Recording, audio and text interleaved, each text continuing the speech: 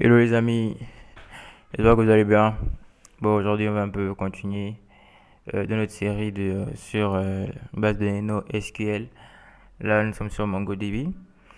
Comme toujours nous sommes sur notre logiciel Studio 3T. J'espère que vous l'avez téléchargé pour pouvoir mieux voir les résultats. Mais sinon à la fin de la série je ferai peut-être une petite vidéo pour montrer comment ça se passe quand on est sur un terminal sur Ubuntu. Donc là, on va avoir les méthodes pour mettre à jour un document. Il y a deux fonctions qui existent à MongoDB. Il y a update et il y a la fonction save. Donc là, tout de suite, nous allons voir la méthode update. Mais pour ça, il faut d'abord, comme d'habitude, revoir d'abord les bases. Donc, on fait d'abord, là, c'est un show DBs, comme d'habitude. On va d'abord ce qui existe. Est-ce que vous voyez donc là, maintenant, on va créer peut-être une base de données qui s'appelle CarDB avec le mot-clé use. Vous avez vu switch to DB. Ensuite, on va créer, comme je vais dire, on va créer la table. Mais dans la table, on va créer la table. Maintenant, mais c'est pas table, donc c'est pas, comment je vais dire, oui, on va créer la table. Mais bon, dans les bases de données NoSQL, c'est pas table, c'est pas table qu'on appelle ça. Comment je vais dire, des documents. Oui. Donc on fait create, oui, non, non. DB that create collection. Vous avez vu, donc la commande nous dit même comment ça s'appelle en fait. Donc c'est une collection. Donc on va mettre description. Tout simplement, n'oublions pas les doubles codes parce que sinon il y aura une erreur. Donc on a et on a vu que ça c'est OK1.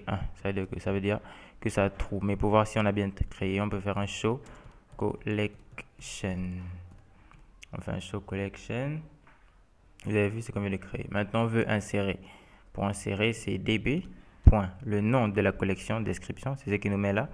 Point. Insert.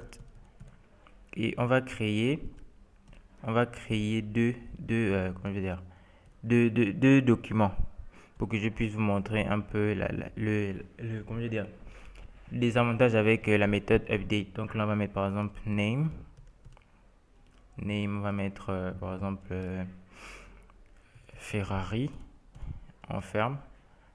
On ferme aussi. Ensuite, on ouvre encore, on ferme. On met encore name. Je vais mettre de Ferrari. Vous verrez pourquoi je le fais. Ferrari. J'ai écrit de la même façon, n'est-ce pas? Ok, je pense que c'est bon. Donc, on insère. Voilà. Donc, and inserted to. Donc, ça dit qu'il a bien inséré les deux. Donc, après, on peut faire un db.description.find .pretty pour afficher ça en mode JavaScript Object Notation JSON. Et voilà, vous voyez, name.ferrari. Maintenant, on veut mettre à jour le document là où le nom est égal à Ferrari. Mais vous voyez qu'il y en a deux, n'est-ce pas? Donc regardez, il y en a deux. Donc on va faire db.description.update. On ouvre, on ferme comme d'habitude. Maintenant, on dit quoi? On dit on veut là où le nom, d'abord là où le name est égal à Ferrari. On écrit bien comme dans un document. Et ensuite on dit, maintenant là où tu récupères là où le name est égal à Ferrari et tu mets à jour. Et mettre à jour, c'est l'expression clé 7. Deux points, on ouvre encore, on ferme et on ferme encore pour le global. Maintenant le 7 là, c'est pour dire que là, ce que tu vas trouver là où le name est égal à Ferrari, tu donnes ce que je vais te donner après le 7. Donc tu veux mettre quoi? Name égale, par exemple, une marque de voiture, par exemple Ford. On aurait pu mettre Nissan ou bien quelque chose d'autre chose. Et regardez, si je le fais comme ça va mettre à jour la première ligne. Est-ce que vous voyez? Exécutons-le, vous allez voir.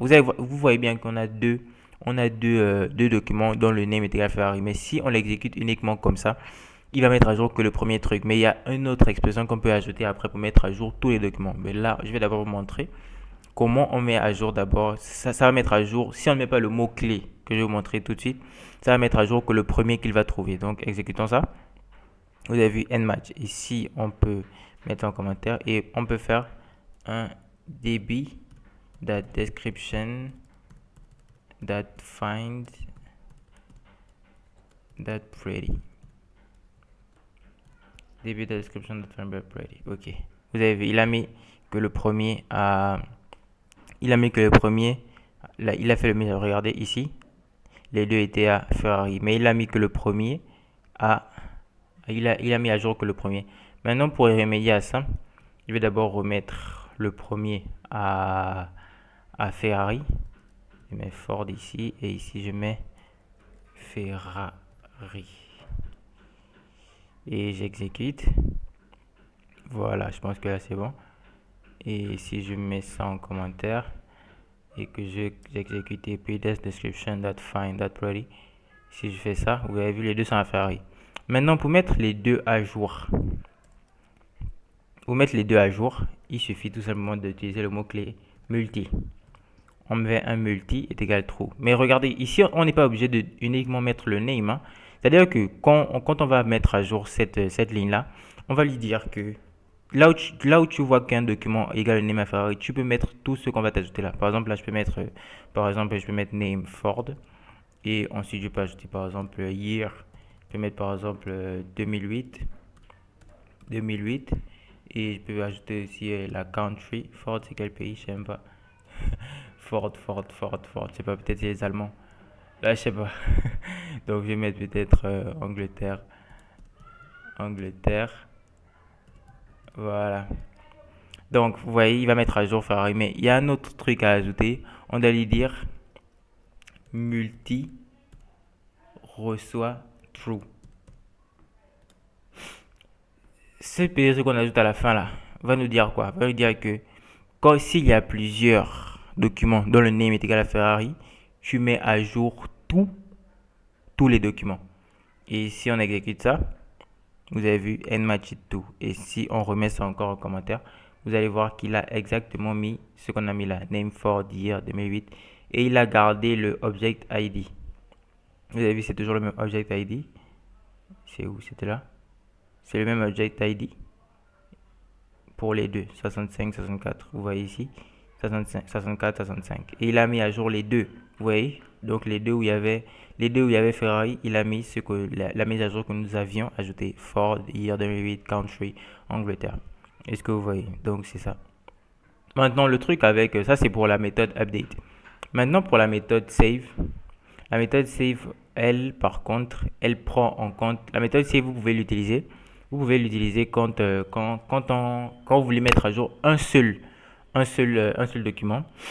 Un seul document, pourquoi? Parce que les object ID dans les bases de données, dans les bases de données qui sont MongoDB, dans la base de données MongoDB, les bases de données sont les documents dans les bases de données ont un object ID unique. C'est-à-dire que si vous voulez mettre à jour ce truc-là uniquement dans toute votre base de données, vous aurez besoin de cet object ID là. Et c'est ça que la fonction save utilise. Donc on va faire un db description save. Maintenant on va donner quoi à save? À save, tout simplement, on va copier ça. On peut copier ça. Copie. On donne d'abord, on ouvre bien sûr, et on fait un CTRL V. Vous lui avez donné d'abord le premier paramètre. Quand il va aller mettre à jour, il va, attendez, je ferme pour ne pas oublier. Quand il va aller mettre à jour, il va d'abord vérifier cela. Où est-ce que comment je vais dire, quel document contient cet object ID? Ça, c'est le premier paramètre qu'il va aller chercher. Maintenant, ce qu'on va lui donner après, c'est la mise à jour que nous voulons faire. Donc, remettons par exemple name, par exemple à Ferrari, tout simplement, comme c'était au début. J'ai oublié le code. Ferrari.